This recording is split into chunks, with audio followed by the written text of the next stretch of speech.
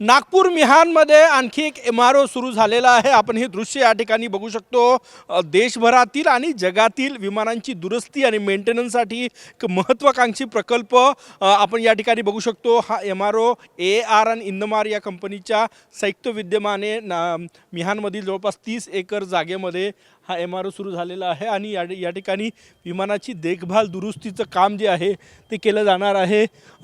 Chartered flight असो किंवा मोठे जे कमर्शियल फ्लाईट्स आहे त्यांच्या दुरुस्तीचं काम या ठिकाणी केलं जाणार आहे। जवळपास 300 लोकांना रोजगार या प्रकल्पामधून मिळणार। आपण ही दृश्य या ठिकाणी बघू शकतो। यापूर्वी 2 MRO ऑलरेडी मिहानमध्ये सुरू आहे आणि एक तिसरा MRO जो आहे तो या ठिकाणी सुरू झालेला आहे।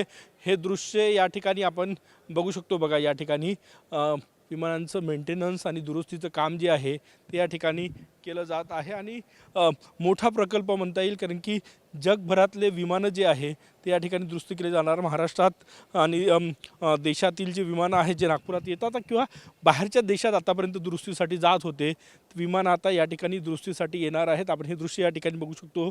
कमर्शियल फ्लाईटसुद्धा या ठिकाणी देखभाल आणि दुरुस्तीसाठी आणले जाणार आहे। अगदी नागपूर इंटरनॅशनल एअरपोर्टला लागून असलेला हा MROचा परिसर आहे आणि या ठिकाणी AAR आणि इंदमार या कंपनीच्या संयुक्त जॉईंट व्हेंचरनं हा प्रकल्प जो आहे तो या ठिकाणी सुरू झालेला आहे। या ठिकाणी 300 स्किल्ड वर्कर जे इंजिनियर्स आहेत, विमान दुरुस्तीचं काम करणार आहे, त्यांना रोजगार जे आहे ते या ठिकाणी मिळणार आहे आणि त्याचा मोठा फायदा विदर्भातील रोजगाराला होणार आहे। कारण की माइलस्टोन विदर्भातल्या रोजगारासाठी माइलस्टोन म्हणता येणार। नागपूरच्या मिहानमध्ये हा प्रकल्प जो आहे तो सुरू झालेला आहे। कॅमेरामॅन सचिन सॅमसह गजानन नुमाटे, TV9 मराठी, नागपूर।